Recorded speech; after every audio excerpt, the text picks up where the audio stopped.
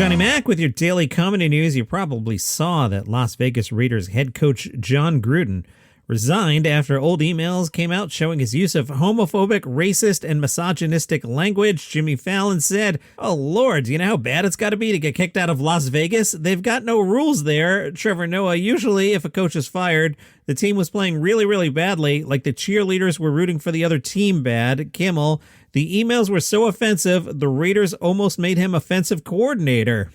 Kimmel, you know you screwed up when you're not fit to coach a team whose fans dress like actual demons. Kimmel, you know the Raiders are known for being an unorthodox team, but this is the ugliest thing to come out of that organization since their owner's haircut, which is saying something. So Gruden, of course, apologized. He said he never meant to hurt anybody and that if he had known these emails were going to be published in the newspaper, he definitely would not have written or sent them. In a statement, Gruden said, "I apologize. My 19,000 offensive emails are not who I am." Larry David was on Jimmy Kimmel and recalled how Jimmy Kimmel had recently invited Larry David to a dinner at Jimmy Kimmel's house. Larry David showed up and then stood around annoyed because he couldn't get inside. Turned out he'd showed up on the wrong day while Jimmy Kimmel was at a funeral. Larry David then bailed on the actual dinner date. When Jimmy Kimmel texted Larry David to say he was at a funeral, Larry David wrote back, "Holy S, ha ha ha." Larry David told Kimmel, "I got it up once to do it," and then looked at the audience and said, "I don't really know him that well." Hey, congratulations to William Shatner on going to space. I bet we'll see a bunch of jokes about that in the next few days. One from Mark K. Altman, not a comedian. He hosts a couple podcasts I love, Inglorious Trexperts and the 430 Movie. But he tweeted, "Bezos and Bill, a new sitcom coming to Amazon Prime this fall. What happens when a wacky billionaire teams up with an eccentric actor to solve crimes? I'd watch the hell out of that." Bill Burr hasn't even wrapped up his 2021 tour, but he's announced the 2022 tour. It is called the Slight Return Tour. 24 dates kicking off April 1st in Reading, Pennsylvania. He's heading east, south, west, and Canada. He wraps it up August 27th in Saratoga Springs, New York. Tickets go on sale tomorrow, 10 a.m. local time. In The Hollywood Reporter, Leslie Goldberg asks, "Ted Lasso has become a breakout hit for Apple, creating a problem. What's the problem? They had only planned to do 3 seasons, and 2 of them have already ended." Bill Lawrence was on another podcast that I listen to every week. It is called TV's Top 5. Leslie Goldberg is one of the co-hosts, along with the great Daniel Feinberg. Big fan. Bill Lawrence told the Top 5ers, "I'd love to keep the show going, but it's only going to keep going as long as Jason Sudeikis feels like it's a cool thing for him, not only to do creatively and professionally, but personally. People forget he's a dude with 2 kids and he's a great dad, and upping your life to London for half the year is tricky." The Hollywood Reporter reminds us with streaming, the aftermarket for lucrative international deals has evaporated. That's part of the reason it makes sense for Sudeikis and Lawrence to have pitched and created a 3-season plan for Ted Lasso. Storylines like, spoilers, Nate's transformation from season 1 to season 2 were all mapped out in an early stage. When we started, we plotted out everybody's beginning, middle, and end of a 3-season arc. The story's going to be over next year regardless, even if the show finds another story to tell and goes on. Not mentioned in this article, but I did listen to the podcast. They asked Bill Lawrence, is there a version of Ted Lasso without Ted Lasso? Bill did not close the door on that idea. From a Lad Bible, a man claims he looks so much like Ricky Gervais that people heckle him on the street.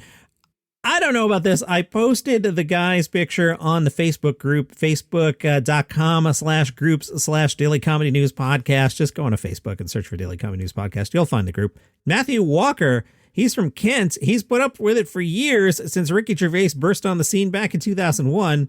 While working as a photographer, Matthew Walker's even heard passersby say, "There's David Brent taking photos." Matthew doesn't really see it himself, but his fiancée Annette finds it amusing regardless. Matthew said, "People always point at me and call me Ricky in a jokey way. It's been going on for years. I went on a holiday and a Greek waiter said I reminded him of a comedian, so I immediately knew who he meant, and for the rest of the 3 weeks he called me Ricky and had a laugh to himself.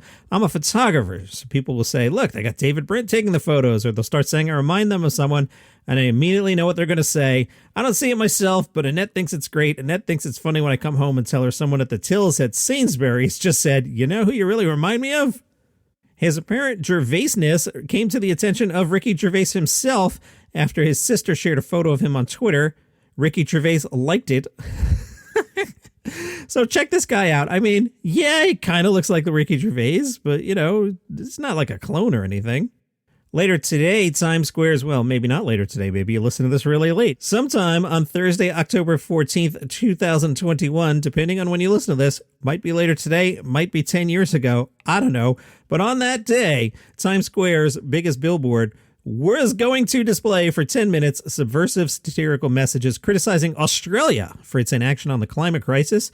The campaign is the brainchild of Australian comedian Dan Ilick. He raised $140,000 through a fundraising campaign titled Joke Keeper, which aims to ridicule fossil fuel supporting parties in the upcoming federal election. He said the idea came to him while watching the Australian government respond to the pandemic with a gas-fired recovery. All these people decided the best way to beat COVID was to build a gas pipeline. I think that was the moment where I said, hold on, maybe this government doesn't give an F about us at all. Australians want to be proud of our position in the world, and this government gives us no reason to. So on Thursday evening in Times Square, New York, you will see on the screen some new slogans, including cuddle a koala before they're extinct, limited time offer, and Dear World, yeah, look, sorry about our government bull-essing about our emissions targets, signed Australia. The campaign even caught the attention of Russell Crowe, who highlighted it on his Twitter account. Now, this is where it gets like John Oliver kind of funny. Russell Crowe tweeted, "Hey, Jake Tapper, have you seen this? What is going on?" From the New York Times, a highway road sign in England featuring symbols similar to the ones that appear in Squid Game has nothing to do with the show. The police have reassured motorists. Pay no attention to the square, circle, and triangle. Don't worry about that. The sign along the M4 highway near Slough, about 25 miles west of London, included a diversion, and the New York Times says, or detour in American English, not an entrance to the game in the dystopian South Korean survival drama. I also posted this on the Facebook group. Facebook.com/group/Daily Comedy News Podcast. The sign featured the outlines of a triangle, a square, and a circle, along with an arrow indicating the next exit. The sign's pretty funny. According to a guide to traffic signs from Britain's Department for Transport, the shapes are used individually to indicate an emergency detour. It's unclear how drivers would have understood that the combination of symbols with no words signaled a detour. A spokesperson for the Slough Borough Council said the council had no responsibility for the sign, which was put in place by Highways England, the agency that oversees major roads. Spokeswoman Kate Pratt said, "As much as Slough likes to be at the forefront of new trends, we can promise there is no Squid Game in our town." And TikToker Youngmi Meyer posted a 13-second video that touches on how non-Asian people might feel compelled to dress up as their favorite characters from Squid Game for Halloween. She gives her confirmation that it's okay. The video then cuts to a non-Asian character in a cheap wig, taping their eyes upward to appear more slanted. Meyer, who also hosts the Feeling Asian podcast, has a video caption that says, "It's totally okay to put on a tracksuit and a wig, just don't get racist with it." Meyer's skit followed her mega viral TikTok video from September 30th, where she explains some of those questionable English translations behind Squid Game. Now, you know me, you know how I love TikTok, right? That video has over 12.8 million views. I'm just going to sit here in my basement reading stories about Dave Chappelle to not quite that many listeners. Paul F. Tompkins tweeted, "Just watched The Closer." That's Dave Chappelle's special, in case you haven't been paying attention. "Just watched The Closer. And if you've been told you need to watch the special in order to understand where he's coming from, I can assure you that you really don't. You got it already." From the New York Times, a transgender Netflix employee who was suspended after she criticized a new Dave Chappelle stand-up said she's being reinstated. Tara Field wrote on Twitter, "At the very least, I feel vindicated." In her Twitter post, she included correspondence with the company, which said she was being fully reinstated. "Our investigation did not find that you joined the QBR meeting with any ill intent, and that you genuinely didn't think there was anything wrong with seeking access to the meeting. Additionally, when a director shared the link, it further supported that this was a meeting you should attend." Field added in her tweet, "Going to take a few days off to decompress and try to figure out where I'm at." The New York Post says Netflix's trans employee resource group is still moving forward with a planned walkout next week, October 20th. The Verge has an internal memo that says trans lives matter, trans rights matter, and as an organization, Netflix has continually failed to show deep care in our mission to entertain the world by repeatedly releasing content that harms the trans community and continually failing to create content that represents and uplifts trans content. We can and must do better. From Yahoo, comedian Damon Wayans told TMZ that the latest Dave Chappelle Netflix special freed the slaves.